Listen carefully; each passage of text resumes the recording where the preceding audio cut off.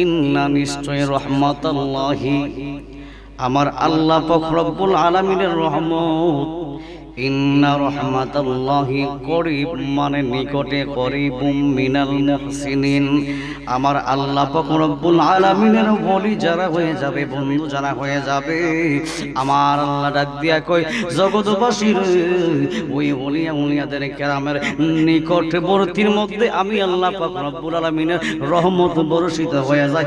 আওয়াজ করে বলা যাবে কি আল্লাহু আকবার। এই আমার নবীর পাগলেরা একটু গভীর মনোযোগ ধরে কান লাগান বাজানো। আমি আপনাদের সম্মুখে একটা হাদিসের বর্ণনা করে চলে যাব। যেহেতু আমার সময় খুবই অল্প, আমি 11টার ভিতর আলোচনা শেষ করে দিব।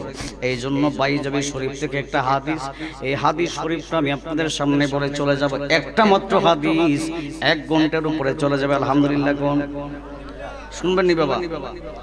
বাইজাবি শরীফের 341 নম্বর হাদিস। কি শরীফের? বাইজাবি শরীফের 341 নম্বর হাদিস। এই হাদিসটা যিনি উল্লেখ করলেন তিনার নাম হলো উকাইস ইবনে আব্দুল্লাহ। উকাইস ইবনে আব্দুল্লাহ উনি ইরশাদ করেন, উনি নিজেই কিন্তু হাদিসটা বর্ণনা করছে। আলহামদুলিল্লাহ কোন উকাইস ইবনে আব্দুল্লাহ একটা চিৎকার দিয়া কই জগতের মানুষেরা, আমার ঘরের মধ্যে আমি যখন রাত্রিবেলা ঘুমাইতাম, আমার ঘরের মধ্যে জঙ্গলার বাঘে আইসা আমার ঘরের মধ্যে অত্যাচার করত, হানা করত। উকাইস ইবনে আব্দুল্লাহ একটা চিৎকার দিয়া কই জগৎবাসী, আমি এই বাঘের ভয়ে আমার ঘরের মধ্যে 2টা কন্যা সন্তান ছিল, 2টা কন্যা সন্তান এবং আমার বিবি ছিল। এই কন্যা সন্তান এবং আমার বিবিদেরকে নিয়ে আমি ভয়ের মধ্যে থাকতাম। উকাইস ইবনে আব্দুল্লাহ একটা চিৎকার দিয়া কই জগতের মানুষেরা রে, আমার ঘরের মধ্যে 7 দিন পর্যন্ত কোনো খানা নাই, কোনো খাবার নাই, পেটের মধ্যে ক্ষুধা, যার কারণে উকাইস ইবনে আব্দুল্লাহ রাদিয়াল্লাহু তাআলা আনহু উনি আমার রাসূলুল্লাহ সাল্লাল্লাহু আলাইহি ওয়াসাল্লামের সাহাবী হওয়ার পরেও জঙ্গলার মধ্যে বাস করত। কোথায় বাস করত? জঙ্গলার মধ্যে বাস করে। জঙ্গলার মধ্যে একা একটা ঘর, অন্য কোনো ঘর মানে এটার আশেপাশে অন্য কোনো ঘর নাই, যার কারণে উকাইস ইবনে আব্দুল্লাহর ঘরের মধ্যে বাঘে হানা করে। বাঘ প্রত্যেক দিন রাত যখন হইয়া যায়, তার ঘরের মধ্যে যাইয়া বাঘে হানা করে তারে খাওয়ার জন্য উকাইস ইবনে আব্দুল্লাহ বড় বড় পাথর নিয়ে ঘরের সামনে দরজার সামনে দেয়, দিয়া ভিতর দিকে উকাইস ইবনে আব্দুল্লাহ দরজার মধ্যে পিঠটা এইভাবে হেলান দিয়া বইসা থাকে। আবার যখন ফজর হইয়া যায়, ফজরের টাইমে উকাইস ইবনে আব্দুল্লাহ নিশ্চিন্ত মনে নামাজ আদায় করে। আর জোরে কোন সুবহানাল্লাহ। যত বই থাকুক না বাবা, নামাজ কি কাজা করা যাবে? নামাজ ছাড়া যাবে? উকাইস ইবনে আব্দুল্লাহ নামাজ আদায় করলো। এমন ভাবে যখন অনেক দিন গত হইয়া যাইব, উকাইস ইবনে আব্দুল্লাহর স্ত্রী ডাক দিয়া কয়, স্বামী ও স্বামী, আপনি একটা কাজ করেন, এমন ভাবে তো আর বাঘের নির্যাতন সহ্য করা যায় না। কয়দিন সহ্য করবেন গো? না জানি কখন জানি কোন দিন জানি ভাঙ্গা ঘরের মধ্যে না জানিব কখন ওই বাঘটা হাজির হইয়া যায়। আমার 2টা কন্যা সন্তান আছে, না জানি 2টা সন্তান থেকে একটা সন্তান রে খায়া ফেলায়, নয়তো বা আমাকেও যদি খায়া ফেলায় আপনাকেও খায়া ফেলতে পারে। এটার কোনো গ্যারান্টি আসেনি বাবা। উকাইস ইবনে আব্দুল্লাহর স্ত্রী একটা চিৎকার দিয়া কয়, স্বামী গো, আপনি যান, আমার দয়াল নবীর দরবারে আপনি চইলা যান গো স্বামী। স্বামী রে, আমার দয়াল নবী রহমাতাল লিল আলামিন শুধুমাত্র খ্রিস্টান, হিন্দু, মুসলমান কোন ধর্ম জাতীয় কোনো কিছু নাই, সবার জন্য আমার নবী কি রহমত না গজব? জোরে কোন? পশু পাখির জন্য দয়াল নবী রহমত, খ্রিস্টানদের জন্য রহমত, মুসলমানের জন্য আমার নবী হচ্ছে রহমত। স্বামী রে আপনি যান আমার দয়াল নবীর দরবারে, আমার দয়াল নবীর দরবারে যদি যাইতে পারেন গো, আমার মনটা সাক্ষী দেয় আমার দয়াল নবী কিছু একটা ব্যবস্থা করব। ইয়া রাসূলুল্লাহ জোরে ইয়া রাসূলুল্লাহ, ইয়া রাসূলুল্লাহ। নবী গো শুনেছি হাদিসে দেখিলে আপনাকে জীবনের গুনাহ জড়িয়ে পড়ে, শুনেছি হাদিসে দেখিলে আপনাকে জীবনের গুনাহ জড়িয়ে পড়ে, দিবেন গো দেখা গোলাম বলিয়া, দিবেন গো দেখা গোলাম বলিয়া, ইয়া রাসূলুল্লাহ জোরে ইয়া রাসূলুল্লাহ। উকাইস ইবনে আব্দুল্লাহ ডাক দিয়া কয়ে, জগৎবাসী রে, আমার স্ত্রী যখন আমারে বলল, বলার পরে আমি একটা ঘোড়ার পৃষ্ঠের মধ্যে উঠে গেলাম।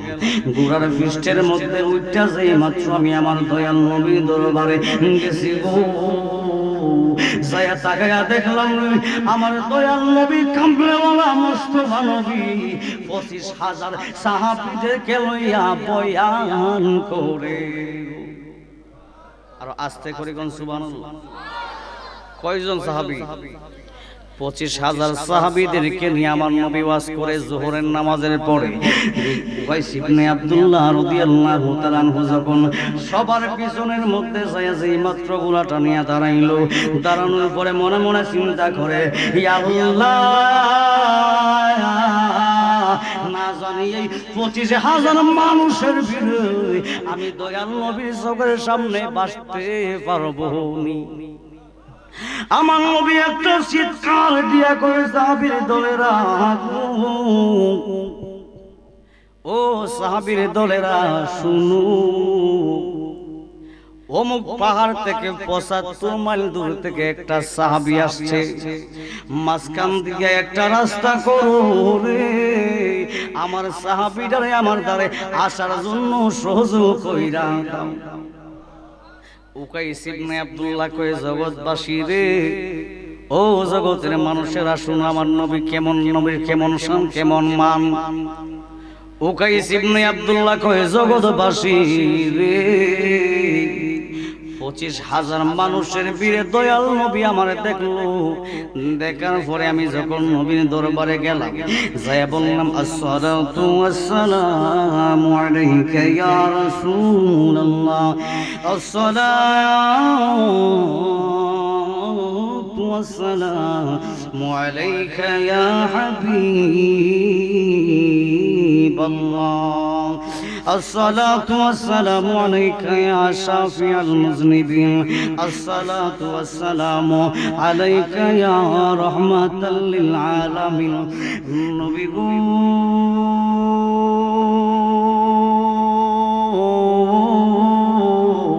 نبي 25,000 সাহাবী এই জায়গার মধ্যে দেখা যায়। এই 25,000 সাহাবাদের মধ্যে আপনি দয়াল নবী, আমি কি উকাইস ইবনে আব্দুল্লাহরে কেমন ভাবে দেখছেন গো? আমি দয়াল নবী, আপনি নবী, দয়াল নবীর জবান মুবারকের মধ্যে জানতে চাই। আর জোরে কোন সুবহানাল্লাহ।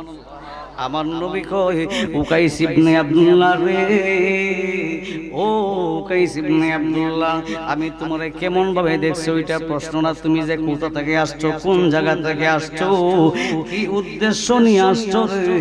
আমি হযরতে দয়াল নবী মুস্তাফা কামলেওয়ালা দয়াল নবী যদিও 25,000 সাহাবাদেরকে লইয়া বয়ান করি গো, কিন্তু আমি দয়াল নবী এই জায়গার মধ্যে কুরসির মধ্যে বৈশা সবকিছু দেখতে পাইলাম।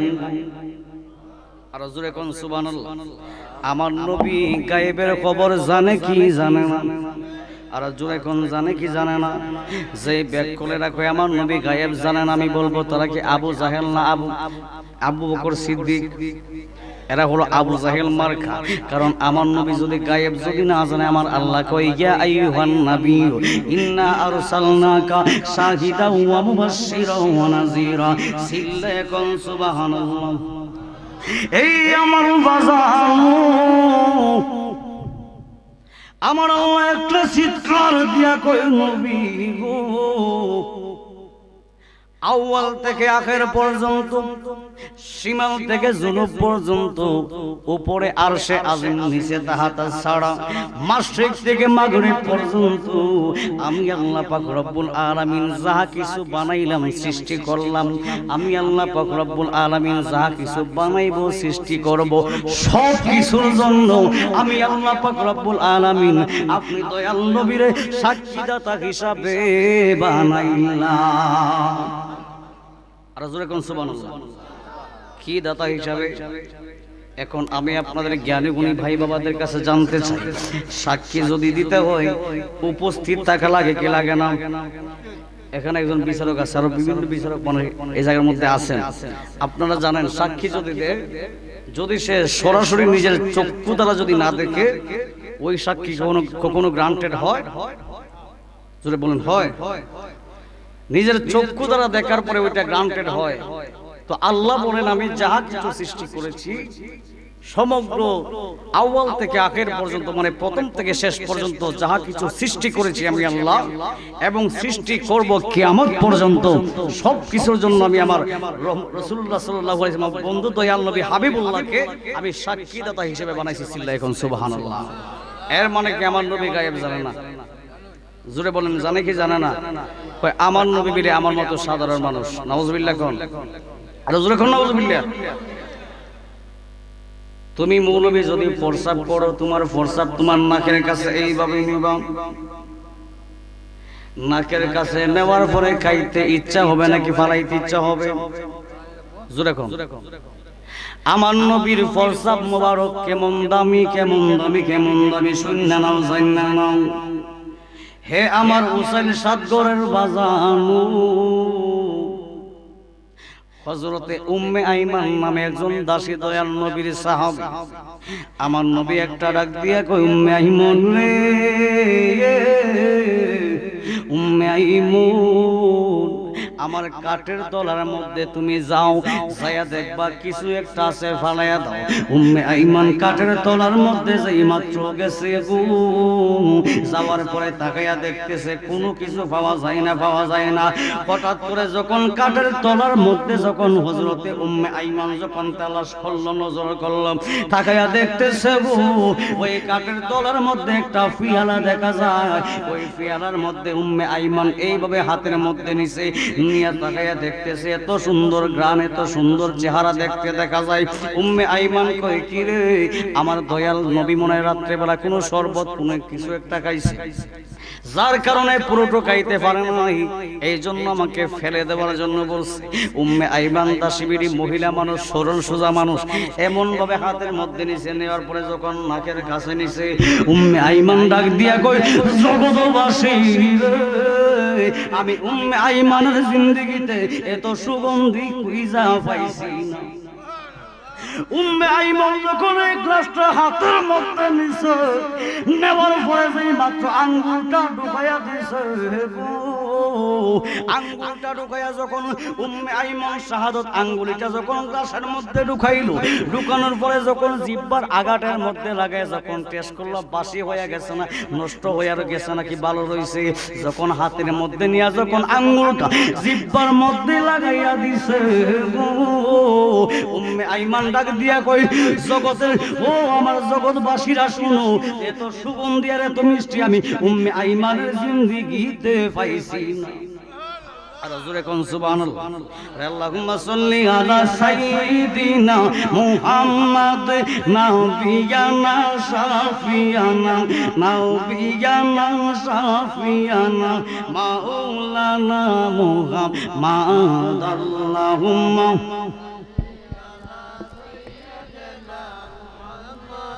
নাবিয়ানা শাফিয়ানা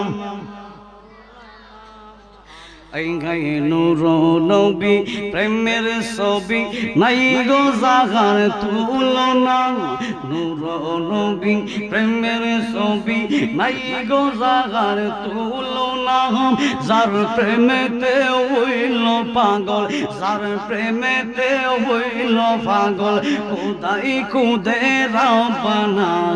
আল্লাহুম্মা জোরে মুহাম্মদ নাবিয়ানা শাফিয়ানা।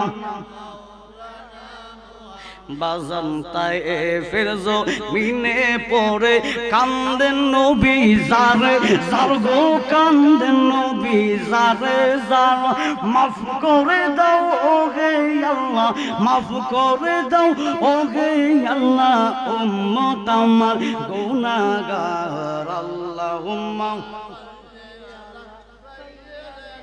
মুহাম্মদ নাবিয়ানা শাফিয়ানা। এবার উম্মে আইমান আমার দয়াল নবীর দরবারে গ্লাসটা নিয়ে গেছে, নবী গো ইয়া রাসূলুল্লাহ ইয়া হাবিবাল্লাহ, আপনি আমারে কি বানানোর জন্য বললেন গো নবী? আমি ফেলে দেওয়ার মতো কোনো কিছু পাই নাই। আমার নবী ডাক দিয়া খুব মনোযোগ দিয়া শুনবেন, আমার নবী কয়, হে উম্মে আইমান, আমার কাঠের তলার মধ্যে পাও নাই? উম্মে আইমান কয়, ইয়া রাসূলুল্লাহ ইয়া হাবিবাল্লাহ, নবী গো আপনার কাঠের তলার মধ্যে ফেলে দেওয়ার মতো কোনো কিছু আমি পাই নাই, কিন্তু একটা জিনিস পাইছি গো নবী। বলে কি পাইছো? বলে আমি হাফ গ্লাস কিছু শরবত পাইছি, কিন্তু শরবত কোনো এমন কোন সাধারণ শরবত নয়। উম্মে আইমান কই, ইয়া রাসূলুল্লাহ ইয়া হাবিবাল্লাহ, নবী গো আপনি কেমন ধরনের শরবত খাইলেন গো নবী? আমি উম্মে আইমানের জীবনে এত সুগন্ধি আর এত মিষ্টি জিনিস পাইছি না। আমার নবী একটা চিৎকার দিয়া কই, উম্মে আইমান, ওরে উম্মে আইমান, তুমি যেটা পান করছো এটা তো কোনো দুনিয়ার কোনো শরবত নয়, তুমি যেটা পান করছো কোনো পানীয় কোনো জিনিস নয়। আমার নবী ডাক দিয়া কয়, উম্মে আইমান রে, তুমি যেটা পান করছো ওইটা হলো আমি দয়াল নবীর প্রসাব। ওরে দেখলে সবই পাগল হবি, কোন নিষেধ মানা থাকবে না রে, কলবের ভিতরে আলিম শহরে আল্লাহ রাসূল বিরাজ করে রে। চিৎকার মেরে কোন সুবহানাল্লাহ। ও দুনিয়ার কানা নবী ভাইরা, এখন তুমি ফতুয়াবাজি করো, উম্মে আইমান দয়াল নবীর প্রসাব পান করছে, তুমি মৌলবীর প্রসাব যদি 500 টাকা 1000 টাকা লক্ষ টাকাও দাও তারপরে পান করবে না? ঠিক কিনা বলেন? পান করবো নি? এত 20 গ্রাম নাকের কাছে নেওয়া যায় না, বমি আসে। ঠিক কিনা বলেন? তো তুমি যে আমার নবীকে আমার মতো বলো, এখন দুনিয়ার কোন ফতোয়া এই জায়গার মধ্যে চলবে না। উম্মে আইমানকে আমার নবী ডাক দিয়া কই, উম্মে আইমান রে, তুমি যেটা পান করছো এটা হলো আমি দয়াল নবীর প্রসাব। গভীর মনোযোগ অন্তরের কান লাগান। এখন দুনিয়ার ফতোয়া অনুযায়ী দয়াল নবীও জানছে, উম্মে আইমানও জানছে, আমার নবীর প্রসাব পান করছে উম্মে আইমান। আমার দয়াল নবী জানলো, উম্মে আইমানও জানলো। এখন দুইজন দুজকি না জাহান্নামী, দুইজন দুজকি না জাহান্নামী, জান্নাতি নাকি জাহান্নামী? দুইজন জাহান্নামী। ফতোয়া অনুযায়ী দুনিয়ার মানুষ অন্য কোনো মানুষ যদি হয়, অন্যর বেলা হলে জাহান্নামী। আমার নবী একটা চিৎকার দিয়া কয়, উম্মে আইমান,